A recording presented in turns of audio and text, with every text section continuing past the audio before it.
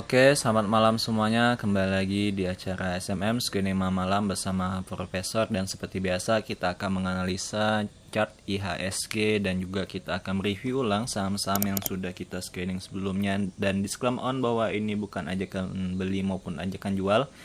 Jadi kalian bisa melakukan analisa ulang ya untuk saham-saham yang bakal muncul di screening AMI broker kita. Dan langsung saja kita sudah berada di chart IHSG ya pada hari ini pada tanggal 13 Oktober 2021, dan hari ini dia closing di level 6536, dan itu sangat good ya, di atas resisten di level 6500 sebelumnya, walaupun dia bahkan sempat menyentuh di 6600 ya, ini tertingginya 6600, dan itu sangat bagus sekali. Cuman ya seperti ini banyak aksi taking profit ya, sehingga closingnya di bawah 6600 gitu.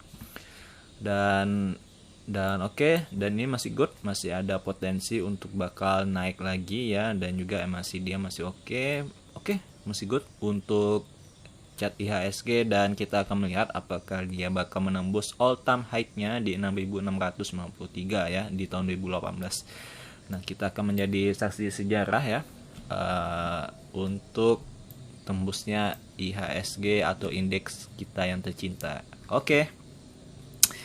Langsung saja kita akan review dulu ya, karena semalam saya nggak sempat buat ya karena ada urusan. Jadi kita akan melihat hari ini ya saham-saham yang sudah kita analisa sebelumnya. Yang pertama ada MPMX yang tentu saja ini sih masih sideways ya. Jadi dia masih sideways, saya sih masih ya, karena modalnya juga nggak terlalu banyak ya. Jadi saya biarkan saja ya. Biarkan saja. Berikutnya ada RALS yang hari ini mengalami break even point ya, walaupun dia sempat naik dan turun lagi itu, tapi so far masih oke, dan dia semingguan ini sideways ya keadaannya. Untuk RALS masih oke ya, RALS masih oke. Berikutnya BBRI. Nah, kita akan lihat saham blue chip ini kebanyakan naik ya, dan BBRI juga mengalami kenaikan sebesar 1,4. Oke, sangat good untuk BBRI.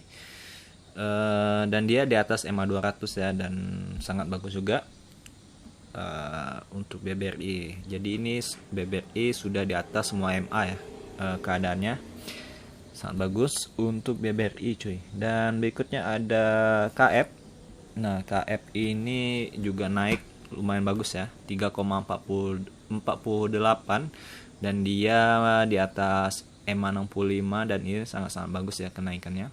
So far untuk KF masih sangat layak untuk di hold gitu. Oke, dan kalau nggak salah tadi saya lihat brosumnya ya, KF ini kebanyakan yang XC ya, kan XC itu terkenal dengan retail ya. Nah, itu kebanyakan XC itu banyak yang lepas barang di ini ya, di koreksi ini ya. Di koreksi ini banyak lepas barang, dan ya hari ini ada sedikit akumulasi kalau kita lihat dari brosumnya gitu. Yang jelas saya nggak akan lihatkan karena agak ribet melihat durasi gitu.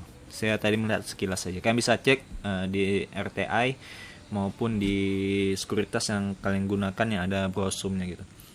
Oke, itu untuk KF. Berikutnya ada SMDR. Nah, kita lihat SMDR ini taking profit ya, bagi yang profit, dan bisa cut loss bagi yang cut loss, karena ini sudah menembus EMA 21. Walaupun dia ada potensi ya, masih ada potensi di EMA 65 nya, tapi ini karena sangat berbahaya, kita meminimalisir resiko ya, kan bisa cut loss, dan ini kita outkan ya, kita outkan dari SMM cuy untuk SMDR. SMDR kita outkan. Berikutnya ada ULTJ. Nah, ULTJ ini masih sideways ya, dan ini masih sulit naik ya, walaupun saham consumer good hari ini naiknya cukup kencang ya. Biar saya lihat dulu, consumer good hari ini naiknya consumer good, kesehatan, perindustrian, properti 0,4 ya. Salah deh, Consumer Good malah Primer. Iya, hari ini naiknya 1,74 dan dia nomor 2 tertinggi ya setelah industri ya. Sektor industri, jadi consumer good ini lumayan, dan ULTJ ini masih belum terbang deh, jadi masih kesempatannya masih bagus untuk yang megang ULTJ, Ultra Jaya Mil. Oke, nah itu untuk ULTJ. Berikutnya ada Bank BJTM.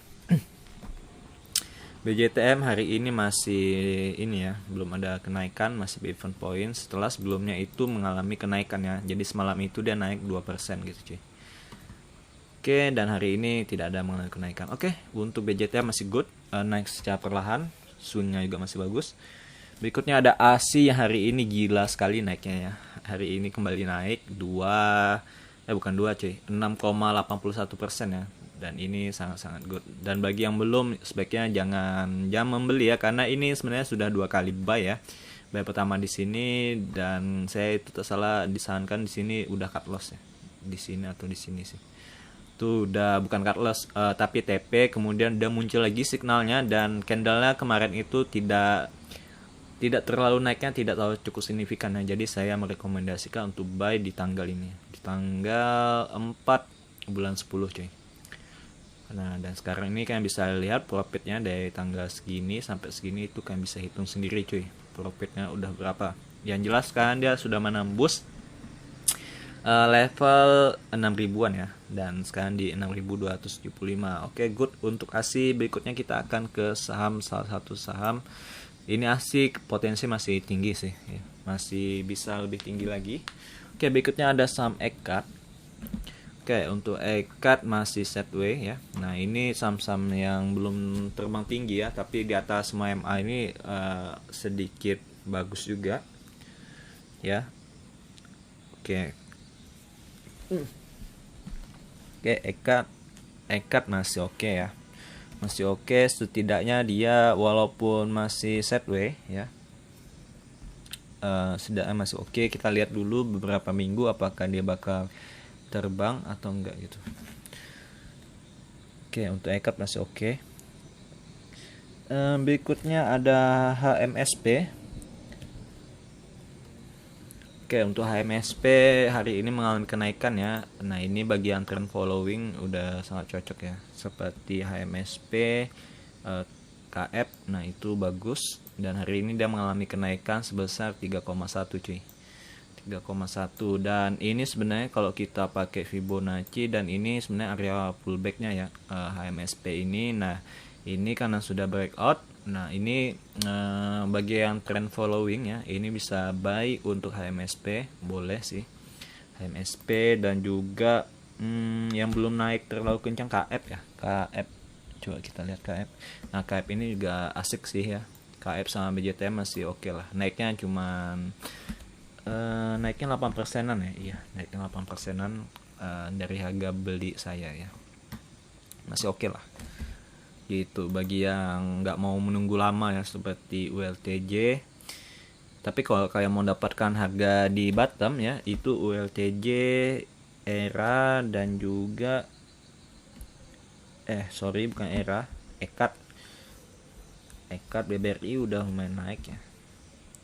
Dan MPMX, nah itu bisa ya kalian jadikan bagi yang belum yang ingin mendapatkan harga bottom. Tapi yang bagi mau trend following bisa KF dan HMSP. Oke, kalau BBRI agak lumayan tinggi sudah ya, BBRI sudah lumayan tinggi.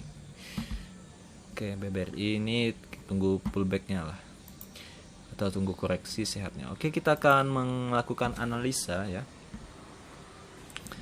melakukan analisa pada hari ini tanggal 13 cuy. Tanggal 12 malam belum ya, belum analisa. Kita langsung saja ke tanggal 13 ini, apa sajakah yang naik. Ini kok muncul, aduh nggak penting. Oke, kita akan melakukan scan dan kita lihat apa saja yang muncul saham-sahamnya. Oke, baru 10 menit cuy. Fast. Oke, kita lihat fast. Oke, lumayan tinggi. Kurang liquid.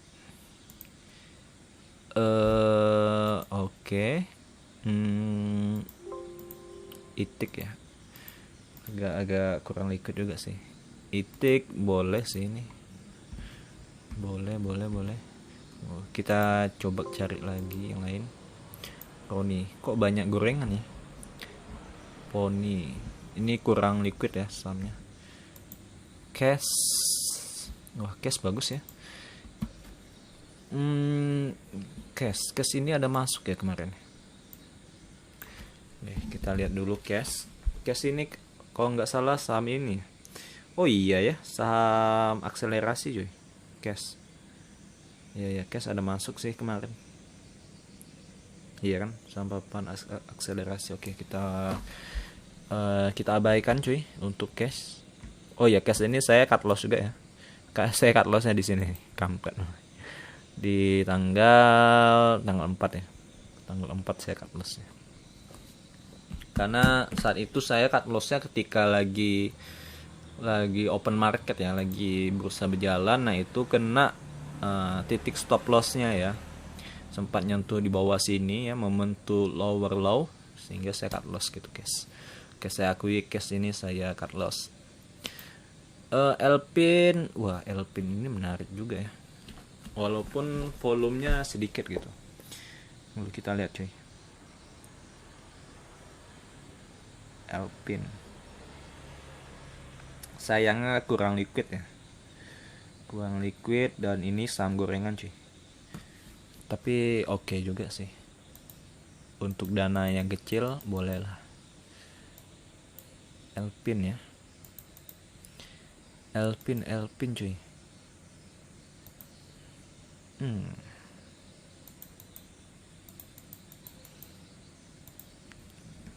Oke, itu Elpin. Apakah yang lain? SKRN, cover. Oke, sebenarnya belum ada yang menarik ya. Agak sulit ya untuk mengasih saham-saham yang gorengan seperti ini di saat market lagi bagus ya. Ini naiknya cukup tinggi coy. Kayaknya saham-saham yang blue chip sudah pada terbang ya, jadi sehingga tidak dapat harga bottom, makanya tidak muncul di AFL cuy.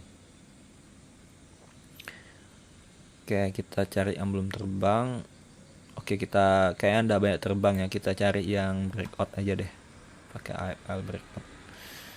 Ini udah nggak dapat sih bottom ya, karena udah agak telat ya untuk mencapai bottomnya gitu. Karena saham-saham blue chip itu mempengaruhi pergerakan IHSG, karena sekarang pembobotan itu pakai market cap ya.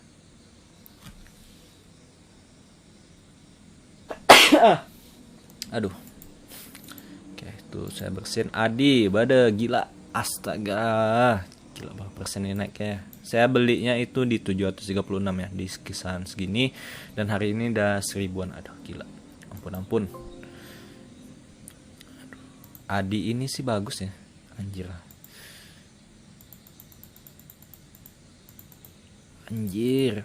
Bangsat. Adi, aduh agak menyesal ya, saya terlalu cepat menjualnya. Wah, itu mengapa saya jarang ya melakukan target ini ya.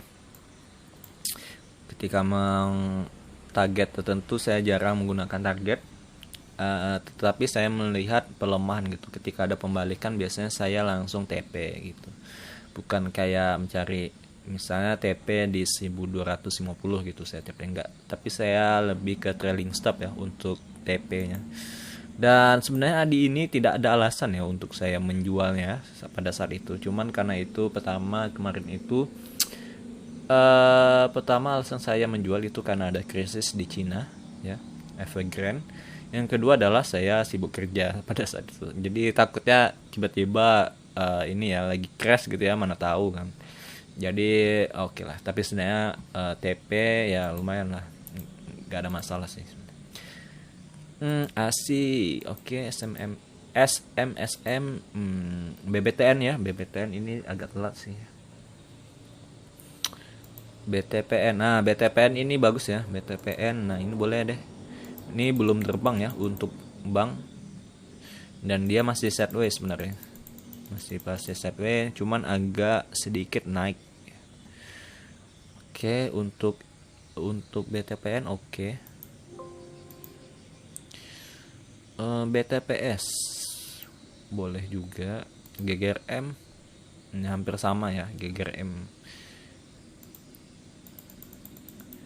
Nah, GGRM boleh juga, hampir sama ya kayak HMSP sama WIM. Span sama apa nih cuy? Naiknya ini ya, bagus ya. Teratur itu. Inap bagus ya. Inap bagus. Nah, ini bagus juga nih. Saya lihat. Saya kok sebisa mungkin yang market cap-nya yang gede ya. Inap kok nggak muncul ya? Tunggu dulu cuy. Inap.